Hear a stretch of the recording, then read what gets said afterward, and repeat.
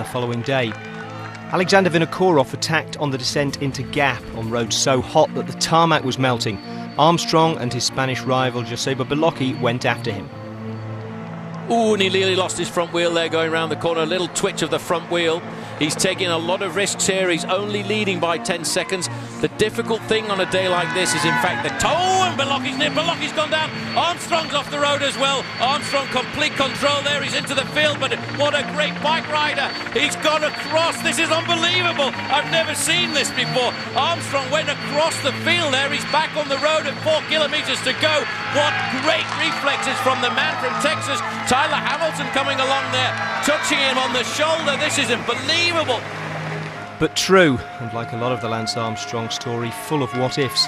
What if Armstrong had been a metre closer to Bellocchi when he went down? What if the crash had pointed him anywhere other than the entrance to a farmer's field that turned into a handy shortcut? What if he hadn't been such a good bike handler? Joseba Bellocchi was left with a broken femur and a whole different set of what-ifs. He'd been having his best ever tour and was looking like a real danger to Armstrong. A tubular tyre rolling off on the melting tarmac of a fierce alpine summer's day ended his race and left him a lesser rider afterwards. Armstrong survived to stay in contention for the Tour and for greatest Tour moment, as we'll see shortly.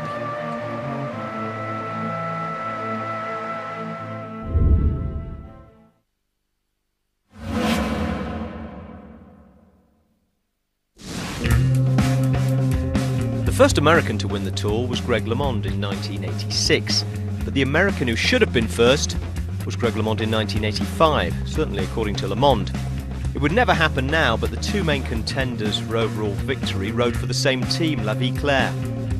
Bernard Hinault, the hardest man in a hard man's sport, was going for his 5th Tour win, and when LeMond had the chance and the legs to take time and perhaps the Tour for himself, team manager Paul Kirkley ordered him to wait. If Hinault was in my place, he would not have waited. That's all I have to say. That's the truth. That's the difference. Hinault was in my... I have nothing against Hinault. I want him to win the Tour. I felt that if he was in my place at the last climb... Do you want me to punch you in the face? No. Get out of here. The payback for LeMond was that Hinault, having won in 85, would ride for him in 86. Except Hinault's idea of helping was to attack his younger teammate repeatedly, supposedly to toughen him up, as well as shake off the opposition. It was a strange kind of teamwork, but by the time the pair of them reached Alpe d'Huez on stage 18, some sort of Franco-American accommodation had been reached. Hinault towed LeMond up to the Tour's most famous mountaintop finish, and LeMond, realising he'd secured overall victory, was happy for Hinault to become the first Frenchman to win at Alpe d'Huez. An arm goes round Hinault. What has Greg LeMond said to Bernard? The smile, this is unbelievable. The top of one of the hardest climbs in the Tour de France, and these two men smile. LeMond is making this fall look like a club run now. As they come into the finish, I'm going to ask Cathy LeMond to say something alongside me here. She can tell us what it's like now to see Bernard Hinault and Greg come up the mountain. Cathy. It's fabulous. I'm glad to see they're such good friends still.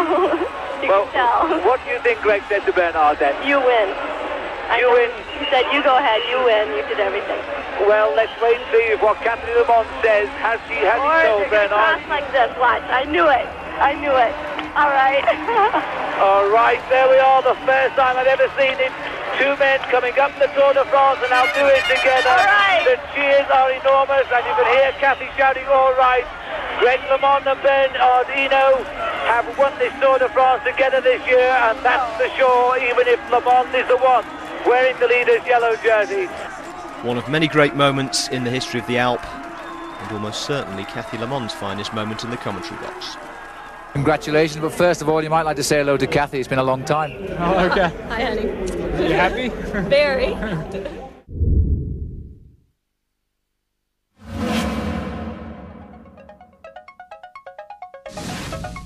Now this really is a moment, 250th of a second's worth at f5.6 or something similar, from stage 20 of the 1964 Tour de France. On the left is Jacques Anquetil, on the right Ramon Poulidor, although in this picture there barely is any left and right. The two of them are so consumed by their personal rivalry that never mind wanting to win the same race, they both want to occupy the same tyre's width of tarmac. And this isn't a sprint, it's the climb of the Puy de Dôme. There is film footage, but the moment doesn't seem to be on it, and if it was, you'd only want to press pause in any case. It was the decisive showdown of an epic race, and possibly their lives. Anquetil, the great hated champion after a record 5th tour, Poulidor, the people's champion after his first. The two of them half fighting, half supporting each other up the final climb, like a couple of drunks on their way home. Poulidor, the less exhausted of the two, eventually pulled away. He had to. Anquetil led by 56 seconds, and he needed that to take the yellow jersey and a bit more to have a chance of keeping it in the final time trial. In the end, Anquetil came in 42 seconds behind him and kept the race lead by 14 seconds. It was the closest Poulidor ever came to wearing the yellow jersey. He went on to set the Tour record for almost winning, with 3 second places and 5 thirds, and to take up permanent residence in French sporting posterity as the most loved loser of all time. Anquetil was the first man ever to win 5, but he never came back after the damage he suffered in '64. Anquetil died at the age of 53. Poulidor is still a Tour personality. In the greatest photo of the greatest French Tour of all time, they're inseparable. Fabulous picture. Now, I say 1964 was the greatest French Tour as if there's any other kind. What I mean is, it'd almost certainly be #1 in the host broadcasters' version of this show. It's not ours though. The top 3 are still to come, and they're on the other side of this break.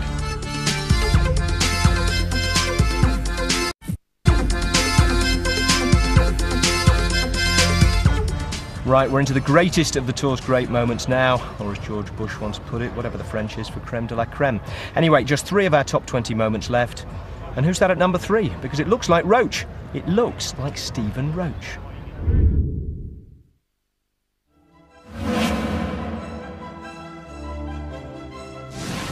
Some moments are born great, and some have great commentary shouted over the top of them. Stephen Roche's ride in the 1987 Tour was fabulous on its own, but better with Phil Liggett. Roche had taken the jersey, lost it to Pedro Delgado, and seemed to have lost the Tour on stage 21 to La Plana, when he was dropped by the Spaniard on the final climb, and dropped by the cameras too as he slipped back and apparently out of contention. Here is the start of the drama of today's stage of the Tour de France. Again, Pedro Delgado has flipped Stephen Roche on the climb. But remember, at one point he had 1.5 minutes, and just who is that rider coming up behind? Because that looks like Roche. That looks like Stephen Roche. It's Stephen Roche who's come over the line. He almost caught Pedro Delgado. I don't believe it. What a finish by Stephen Roche. We never knew he was that close. Stephen Roche has risen to the occasion so well. He almost caught Pedro Delgado on the line. Surely Stephen Roche is now going to win this Tour de France. First, there was the small question of whether he was going to survive the effort of his astonishing comeback. From 1.5 minutes, he'd lost only 4 seconds on the line and collapsed immediately after crossing it. This has been some 15 minutes now since Roche finished, but it does appear that at last he is beginning to come round. Instead of the team hotel, Roche spent the night in hospital. But although he hadn't taken the jersey, he'd certainly saved it. Had to finish with Delgado, so you have to, sometimes you must push yourself over the limit. The final time trial gave him victory by 40 seconds, half of what he'd clawed back on the climb to La Plana.